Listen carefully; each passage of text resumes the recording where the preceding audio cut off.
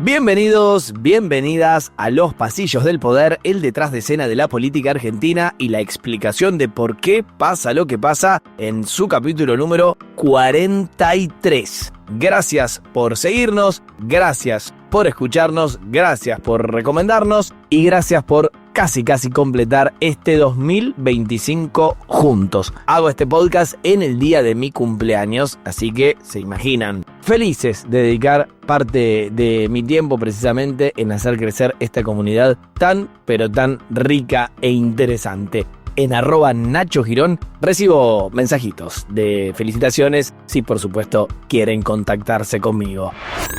Javier Milei cumplió sus primeros 2 años de gobierno y para aprovechar el envión que dejaron las elecciones legislativas de octubre, ya presentó en el Congreso 6 iniciativas que pretende aprobar en sesiones extraordinarias. ¿Sale el presupuesto 2026? ¿De qué se trata realmente el proyecto de modernización laboral? ¿Y cuáles son los otros textos que generan polémica? Y mientras todo esto se cocina en la Casa Rosada, la oposición estudia el panorama y evalúa hasta dónde tirar de la cuerda, mientras el sindicalismo se pone en pie de guerra. Detalles de lo que puede pasar en un verano bien cargado de política. Y en el medio, novedades económicas para todos los gustos, desde el alza en la inflación hasta el bono que entusiasma a Luis Caputo, pasando por una esperada medida para el sector agropecuario. Si están listos, empezamos.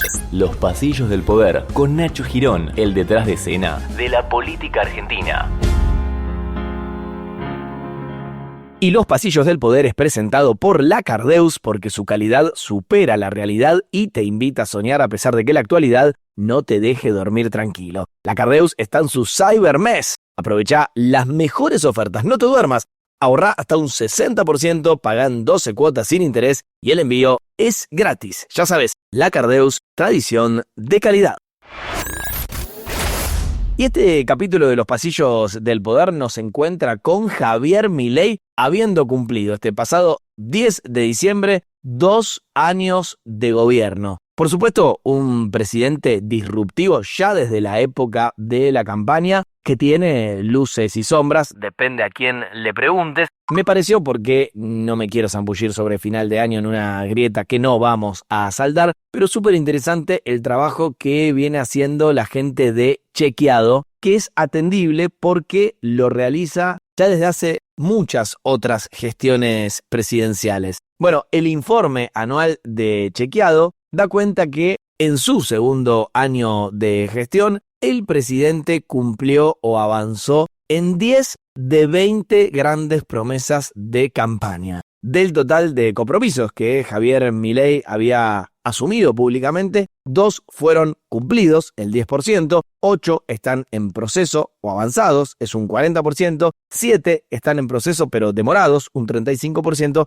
y 3 resultaron directamente incumplidos, es decir, un 15%. Dice Chequeado que entre las promesas que Javier Milei cumplió o avanzó fuertemente durante sus primeros años como presidente, se destacan terminar con el cáncer de la inflación, que por supuesto lo ponen como avanzado porque terminada la inflación claramente no está. De hecho, en un ratito vamos a hablar del último dato del índice de precios al consumidor. Aparece también bajar el gasto público a colación de un ajuste con mucha motosierra, creo que es innegable. Y, por ejemplo, crear el Ministerio de Capital Humano para concentrar muchas áreas relevantes de la República Argentina que antes estaban divididas en muchos fragmentos diferentes. Prometió Javier Milei quitar regulaciones y para Chequeado cumplió, privatizar algunas empresas públicas y para Chequeado también está cumpliendo, e implementar incluso, ahora vamos a hablar de esto también, un programa de modernización laboral que está en pleno desarrollo.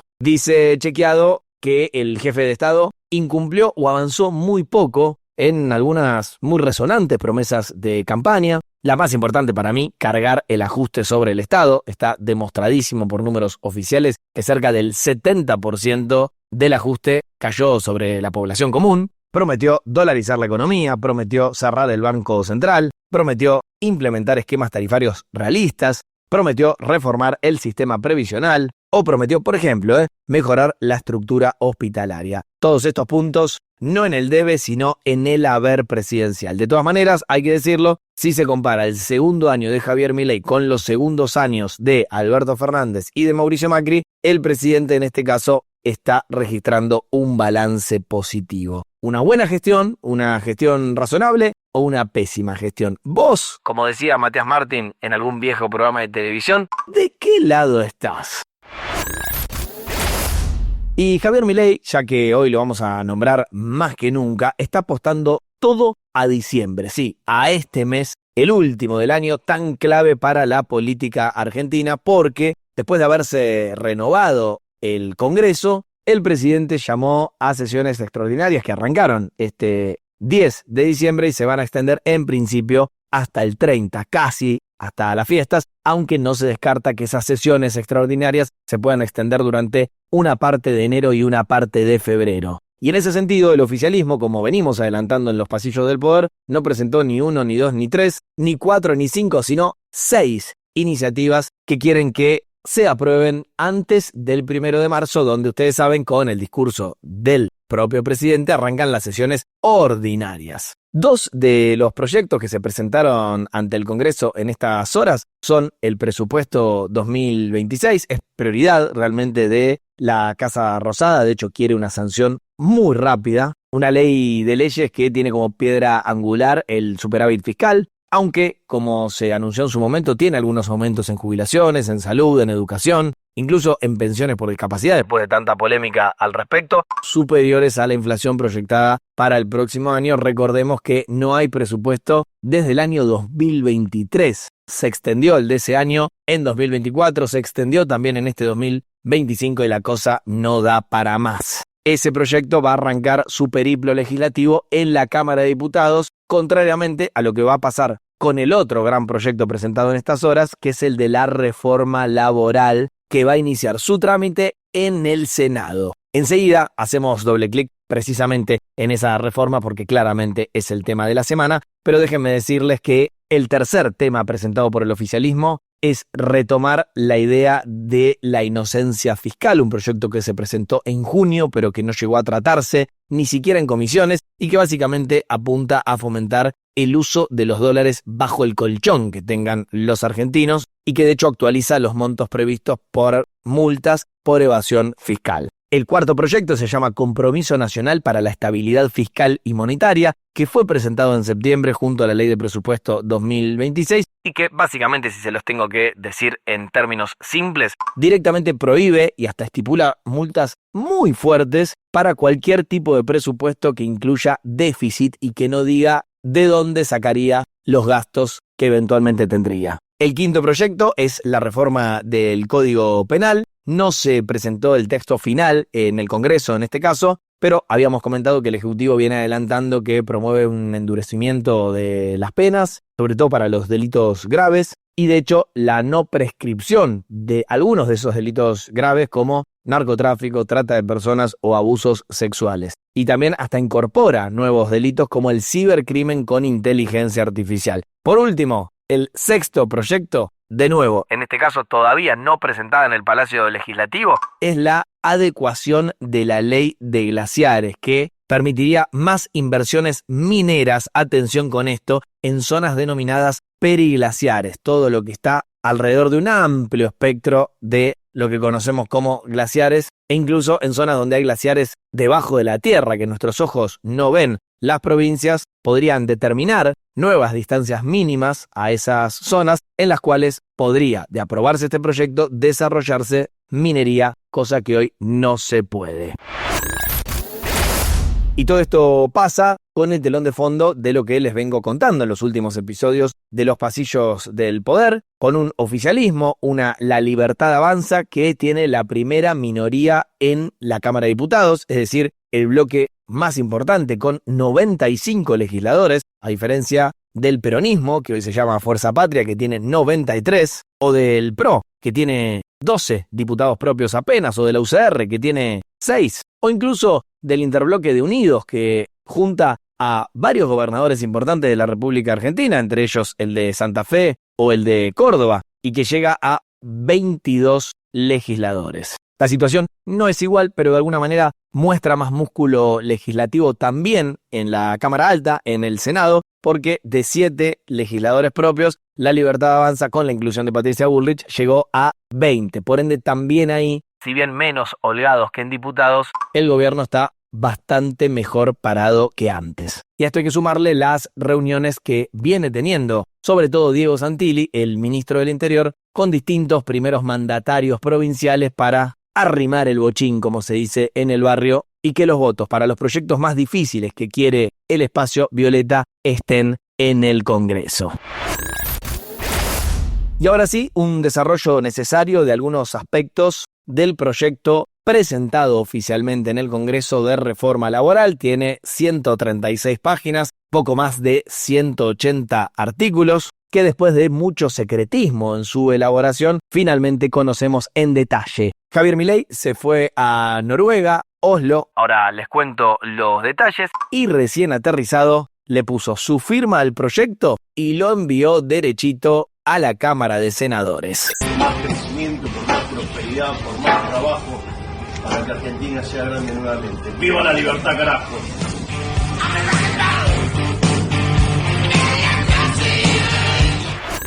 Sí, con una canción de AC/DC de fondo, Milei decía, por más crecimiento, por más prosperidad, por más trabajo y para que Argentina sea grande nuevamente. Pero, ¿puede ser grande Argentina con esta reforma laboral? Vamos a zambullirnos en la línea fina. Uno de los capítulos está dedicado especialmente a las remuneraciones, a los salarios, y establece reglas precisas sobre la composición de esa remuneración y permite algo que ya está bastante extendido en el mundo del trabajo, la incorporación de sumas fijas y variables que en general no computan o no impactan en los otros ítems que tiene un recibo de sueldo, por supuesto hablando de los trabajadores formales, los que tienen el privilegio de estar registrados. En esa sintonía, con ese espíritu, la Casa Rosada a lo que apunta es a reducir, achicar el costo laboral de las empresas y para eso dispone una importante rebaja de las contribuciones patronales, de la guita que pone una empresa para tener a un empleado, como se dice mal y pronto, en blanco, para fomentar, dice la Casa Rosada, la generación de empleo genuino. Por ende, se bajan las alícuotas que tienen que pagar quienes tomen personal registrado y también se le da beneficios, básicamente no se les cobra multa a los que tengan trabajadores sin registrar pero los quieran inscribir como corresponde. Se mantiene, por ejemplo, el periodo de prueba extendido en la gestión de Milei de 3 a 6 meses y se saca la obligación del empleador de dar preaviso durante ese periodo, es decir, antes de esos 6 meses te pueden sacar de un determinado trabajo sin que eso tenga ninguna consecuencia legal. Y si bien se mantienen, por ejemplo, las licencias por enfermedad, se genera la creación de una junta médica para casos que generen discrepancia entre profesionales. Aparece finalmente algo que era un rumor a voces, que es la posibilidad de generar un banco de horas que permitiría a las empresas compensar horas extraordinarias, horas extras del trabajador con francos, con básicamente la posibilidad de que ese laburante no vaya a hacer su trabajo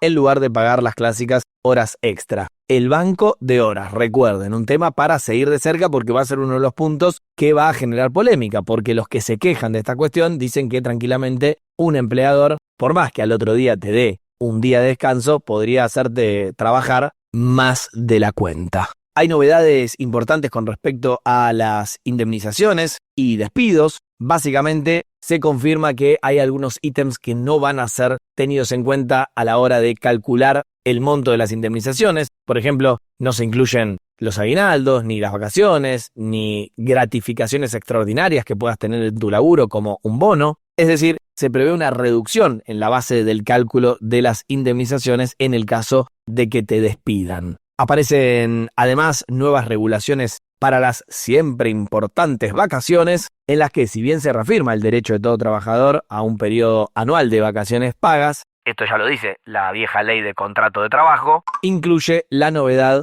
de que empleador y trabajador acuerden en forma individual o colectiva la posibilidad de fraccionar el goce de las vacaciones en un periodo que no debería ser nunca de menos de 7 días. Acá parte de la controversia tiene que ver con que empleador y trabajador nunca negociamos en pie de igualdad. Otro asunto para seguir bien de cerca. Otro tema, aparece la regulación de las plataformas de reparto y empleo digital. Por ejemplo, las apps de delivery ya que este proyecto de modernización laboral reconoce la existencia de una relación laboral formal entre las empresas tecnológicas y sus trabajadores. La ley impone la obligación de registrar a los trabajadores ante la Seguridad Social, hacer los aportes correspondientes y contratar seguros por accidente para quienes se desempeñan en esos servicios. Y quiero meterme con quizás el tema que más cola va a traer en estas próximas semanas. Acuérdense de lo que les decimos en los pasillos del poder, que tiene que ver con todo lo relacionado a la actividad sindical y hasta los paros. Por un lado, se elimina la ultraactividad, así se llama, es una palabra bien para el horcado, que pone fin a la continuidad de los convenios colectivos de trabajo después de la fecha de su vencimiento. O sea, no se pueden prorrogar, hay que negociarlos de vuelta. Establece la ley la preeminencia de las negociaciones por empresas en vez de negociaciones colectivas. Les doy un ejemplo con los medios, que Telefe negocie el sueldo de Telefe, pero no que toda la televisión negocie el sueldo de toda la televisión. Y además, atención con esto, la normativa limita la realización de asambleas porque apunta, por lo que me contaban en Casa Rosada, a que no haya asambleas de trabajadores que terminen siendo paros encubiertos. Hay que pedir la autorización para hacer una asamblea y esas asambleas van a tener un límite horario para regularlas. Y también, y esto es muy, no sé si entendió, relevante, en línea con la ley Bases, aprobada también por el oficialismo, se estipula en esta reforma laboral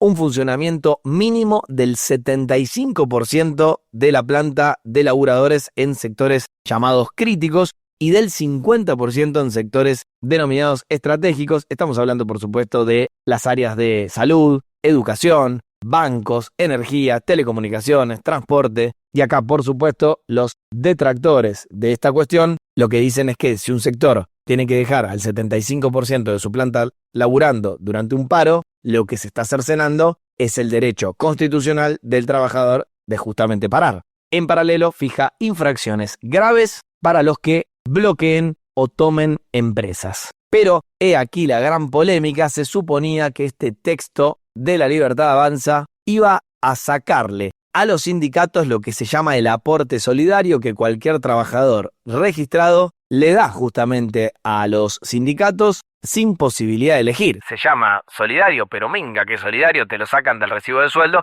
justamente para mantener, por ejemplo, las obras sociales sindicales. Confirmó el oficialismo en voz de Manuel Adorni que esto finalmente no está en el texto. Las modificaciones que haya que hacer en materia sindical van a ser parte de una segunda ley. Por lo tanto, en principio no habría modificaciones. No sé puntualmente a qué te referís, pero no habría modificaciones. Los aportes obligatorios. Los aportes obligatorios son obligatorios, pero no, en principio no va a haber modificaciones. De todas maneras, no te olvides que nosotros mandamos un proyecto que hoy lo tengo está terminado, digamos. Ese proyecto pasa a discusión legislativa. O sea, ese proyecto puede tener modificaciones. ¿Estamos? O sea, nosotros enviamos un proyecto que después lo sometemos a debate. No hay modificaciones en ese aspecto. Por si no se entendió, este no es un centro, es un centrazo de La Libertad Avanza al sindicalismo. Una cuestión que generó mucho ruido y polémica y debate interno en el propio seno del poder, porque tenés a ministros como Federico Sturzenegger de Desregulación, que venía diciendo que esa retención que se le hace al salario del trabajador tenía que desaparecer por completo. Pese al centrazo, la Confederación General del Trabajo, la CGT, está tirando la cuerda de su vínculo con el gobierno y resolvió en las últimas horas hacer una manifestación de rechazo contra la reforma laboral el próximo jueves 18 de diciembre a las 3 de la tarde en Plaza de Mayo. Veremos cómo sigue era obvio que iba a pasar, tire y afloje entre el gobierno de Javier Milei y el mundo del sindicalismo. Dicho todo esto, la verdad que me quedé sin saliva, pero quería explicarles algunos, no todos porque son muchísimos, ya aparecerán más, de los principales puntos de la famosa y controversial reforma o modernización laboral Pero quiero contarles algo casi de color de los pasillos del poder que tuvo que ver con el viaje de Javier Milei a Noruega, particularmente a Oslo, para participar de la entrega del Premio Nobel de la Paz a la líder opositora venezolana María Corina Machado.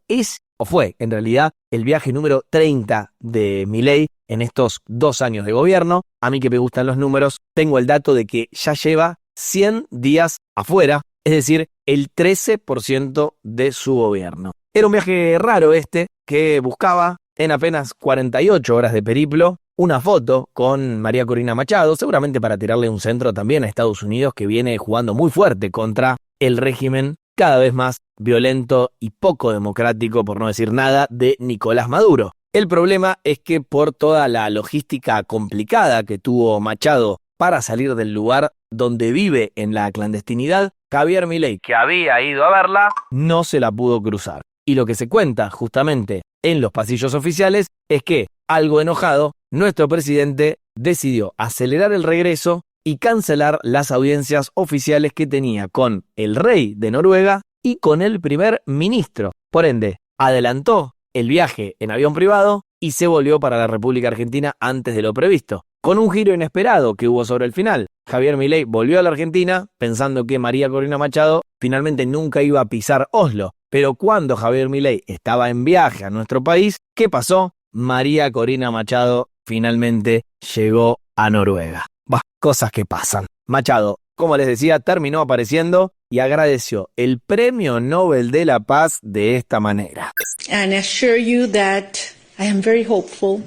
Venezuela will be free. Les aseguro, dice Machado, que tengo muchas esperanzas de que Venezuela será libre. Convertiremos al país en un faro de esperanza, en una oportunidad de democracia. Y recibiremos no solo a los venezolanos que se han visto obligados a huir, sino a ciudadanos de todo el mundo que encontrarán en Venezuela un país como lo era hace décadas. Por todo lo que les contaba, Nicolás Maduro se mofó del presidente argentino. Me dicen que el ridículo de Milei y el parásito de Mulino se asomaron a la lujosa habitación de su hotel y se fueron en diarrea cuando vieron al pueblo de Noruega en las calles gritando: el pueblo unido jamás será vencido. Not war, just peace. ¡Viva Venezuela! Pero además, presionado por Estados Unidos y por la comunidad internacional, por supuesto, Nicolás Maduro le mandó un fuerte mensaje a Donald Trump. En estos tiempos debe ser diferente, pero siempre tenemos que estar como guerreros, como guerreras, con un ojo pelado y el otro también, trabajando, produciendo, construyendo, funcionando todo siempre y preparados para partirle los dientes al imperio norteamericano si hiciera falta desde la patria de Bolívar. Bueno, y hablando de polémicas, lo meto acá para que no me quede afuera. Les vengo prometiendo siempre novedades de todas las polémicas que se armaron alrededor de la Asociación del Fútbol Argentino y de su presidente, Claudio Chiqui Tapia, después de regalarle un torneo central, después de el polémico pasillo de campeón de espalda del Club Estudiantes, después de la ausencia de Javier Milei en el sorteo del Mundial 2026, dicho sea de paso, bastante bien el grupo que nos tocó, pero que tiene en el medio de toda esa situación a la justicia federal avanzando sobre la trama de un presunto lavado de activos y de maniobras de evasión que involucran precisamente a la AFA. Hay una causa por una denuncia que inició la DGI, la Dirección General Impositiva, parte de ARCA, de la ex AFIP, y hay otra causa que está llevando adelante el juez federal de Lomas de Zamora, Luis Armela, y la fiscal Cecilia Incardona, que ordenó en estas horas nuevos allanamientos en sedes de la AFA, en clubes de fútbol y sobre todo en una financiera que habrán escuchado está en la sopa y que se llama Sur Finanzas. En este caso, una supuesta maniobra de lavado de activos que está poniendo nervioso a más de uno en el mundo del fútbol. Pronto, más detalles, pero no quería dejar de contarlo.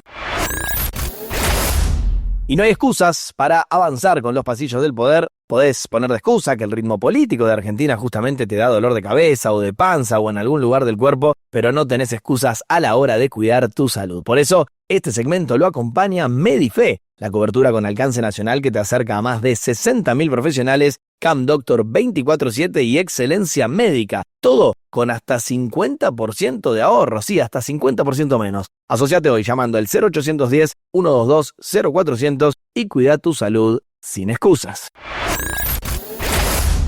Y les decía que hay novedades en estos días en materia económica para todos los gustos. Por un lado, se mostró muy confiado el ministro de Economía de la Nación, Luis Toto Caputo, cuando anunció que la Argentina va a volver al mercado de deuda con un bono a 4 años que vence en noviembre de 2029 y que va a ofrecer un interés de 6,5% con pagos semestrales. No es que se coloca deuda en el mercado internacional, como se anunció erróneamente en el principio, no se emite deuda afuera, sino que se coloca un bono en dólares, pero acá, en Argentina, bajo la ley local. Es, según Caputo, un primer paso con miras al regreso de nuestro país a los mercados internacionales por primera vez desde 2018. Para eso, obviamente, el gobierno ya viene adelantando que el riesgo país tiene que bajar por lo menos a 350 o 300 puntos, cuando hoy está alrededor de 600 todavía. La contracara de este entusiasmo con la macro, si se quiere,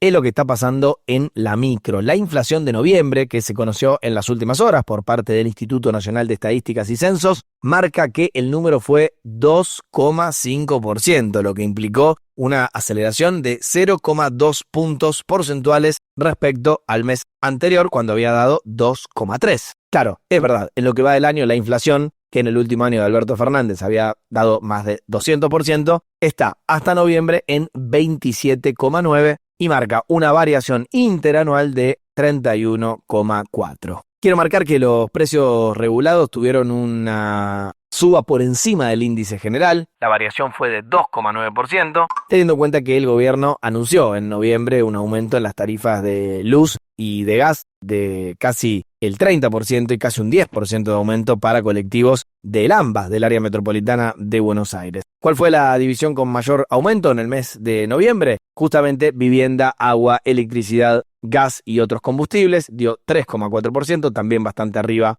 del 2,5% de promedio, y también aumentó otro 3% el rubro transporte. Por el contrario, los segmentos que experimentaron menores variaciones fueron equipamiento y mantenimiento del hogar, apenas 1,1%, y prendas de vestir y calzado, con un sorprendente 0,5%.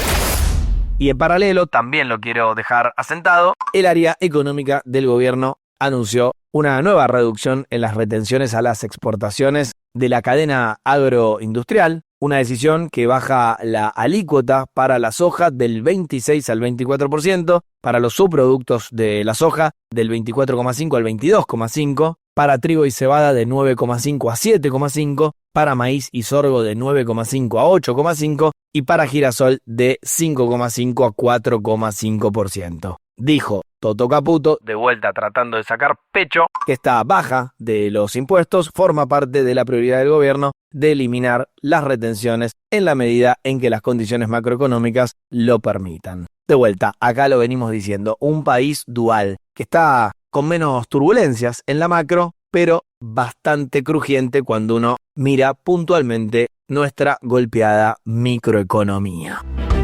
Y así llegamos al final de otra edición de las últimas de 2025 de Los Pasillos del Poder, el detrás de escena de la política argentina y la explicación de por qué pasa lo que pasa. No se olviden de seguirnos, no se olviden de activar la campanita, no se olviden de recomendarnos y de verdad, de todo corazón, gracias por estar y por acompañarnos hasta el final de este año. Chau, hasta la semana que viene.